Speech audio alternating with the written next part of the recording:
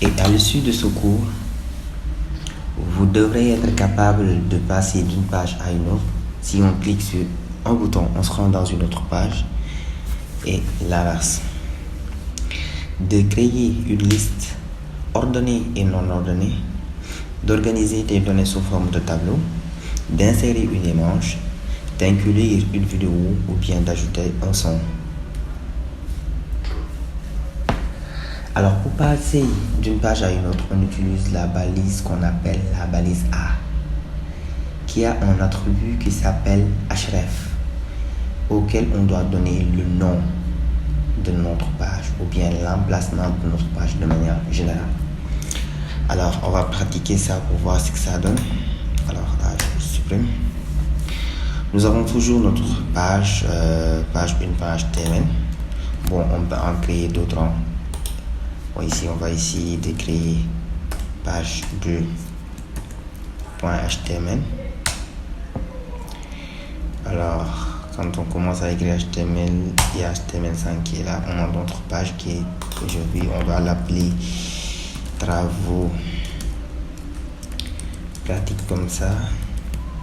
On enregistre, on retourne dans notre navigateur, on rafraîchit. Non, c'est notre projet. C'est ici. Ce n'est plus projet en HTML, mais c'est page. Combien? C'est page 2.html. Alors je mets page underscore 2.html. Et vous voyez ici, il y a travaux pratiqués là. C'est le titre qu'on vient de mettre ici tout à l'heure. Alors, comme on l'a dit tantôt, on doit essayer de passer d'une page à une autre. Bon, je vais essayer de supprimer projet 1, comme ça. Je crée une première page qui s'appelle page 1.html, comme ça. Et à l'intérieur de page 1 aussi, je vais mettre par exemple comme titre ici page 1 et je vais mettre un H1 à l'intérieur pour dire que nous sommes à la page 1. Alors ici aussi même chose, je vais mettre page 2 ici et H1. Nous sommes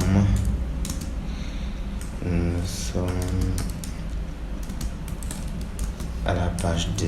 J'enregistre aussi. Donc normalement, si on se rend sur le navigateur projet 1, page 2.html, on réfléchit, on a page 2, nous sommes à la page 2. Alors je ferme ces onglets là, j'ouvre un nouveau onglet. Je peux copier l'adresse URL, l'adresse qui est là, par exemple, je copie tout ça comme ça, je viens ici, je colle. Maintenant au lieu de page 2, j'ouvre ici la page 2, je tape entrée, la page 2 est là et là. Maintenant je vais modifier ici et mettre 1 tout simplement. Donc ici nous sommes à la page 1, ici nous sommes à la page 2, n'est-ce pas? Nous avons alors deux pages. Maintenant, nous voulons que, par exemple, si on clique sur page 1, si on clique sur un bouton ici, page 1, qu'on se rend vers la page 2, n'est-ce pas? Pour ce faire, nous sommes ici à la page 1.html. On va utiliser une balise qui s'appelle A. Dès l'instant qu'on écrit A, il y a une suggestion, on clique entrée comme ça et on demande où est l'emplacement de notre, le nom ou bien l'emplacement de notre page 2. On écrit tout simplement page underscore 2.html. Parfois c'est suggéré comme ça. Si c'est pas suggéré aussi, vous l'écrivez jusqu'à la fin. J'enregistre. Alors, comme c'est une balise A, ça doit prendre du contenu. Et là, on écrit par exemple bouton pour se rendre à la page 2. J'enregistre comme ça. Et si vous réfléchissez, vous voyez, nous sommes à la page Nous sommes ici à la page 1 de masse. Et si on clique sur le bouton tac, on se rend maintenant sur la page 2. Regardez bien l'URL. Je fais un retour. Nous sommes ici à la page 1.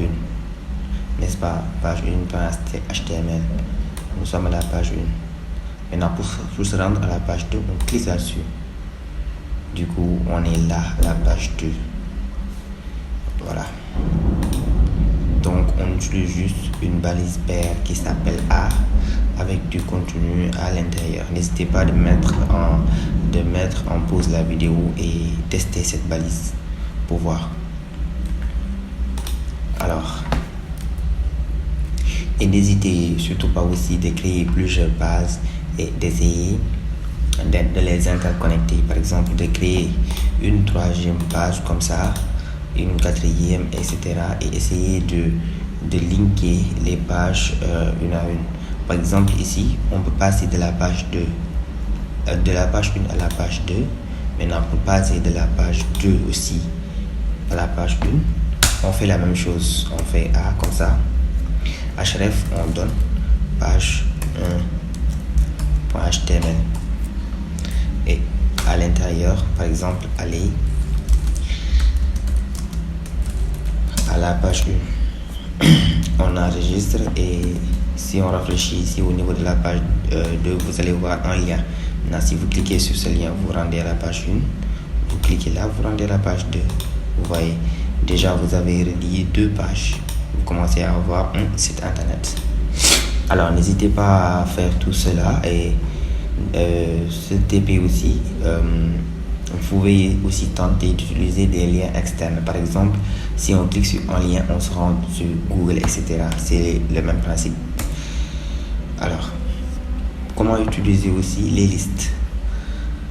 Pour les listes, on utilise H1, c'est juste le titre qui est ici.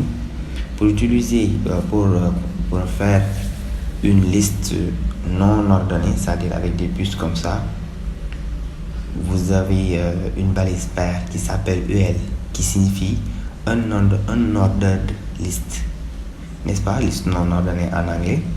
LI qui signifie line, tout simplement la ligne.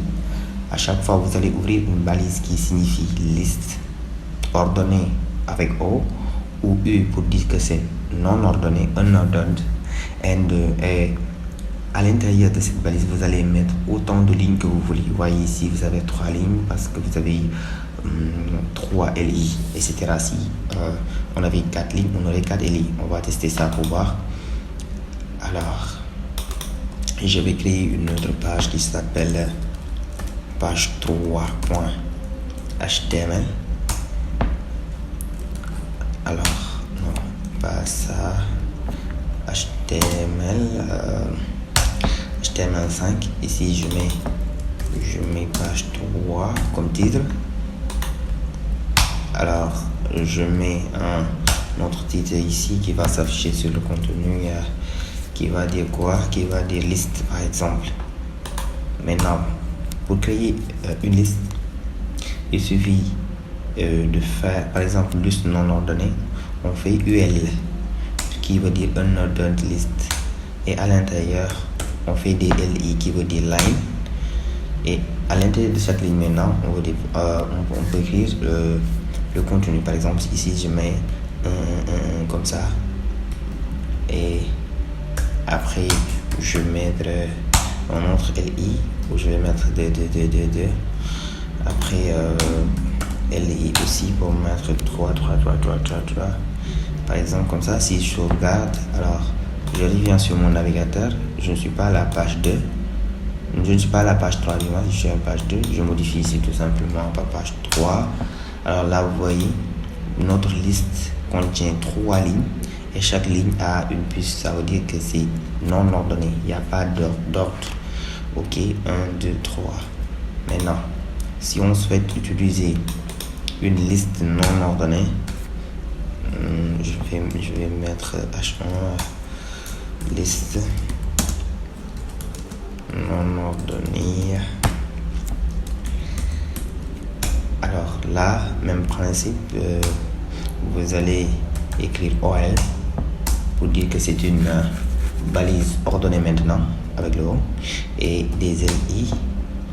À chaque LI, vous mettez la même chose. Je vais juste copier ce contenu. Ça ne change pas. Et mettre ici. Si vous sauvegardez et vous retournez ici, vous allez voir liste ordonnée est là. Pourtant, c'est le même contenu, mais c'est les balises UL et OL qui diffèrent. Ça revient toujours avec la notion de balise qui veut dire qu'une balise est un élément HTML qui a des propriétés par défaut. Par exemple, OL a des propriétés qui disent que tout LI qui est à l'intérieur à mon sein sera précédé par des puces. Et OL se dit que moi c'est le contraire. Chaque LI qui est à mon sein doit être précédé par des 1, 2, 3. C'est des auto-incréments, en tout cas, c'est-à-dire c'est une liste incrémentée qui commence par 1. Ok. Alors, on a vu maintenant la notion de liste.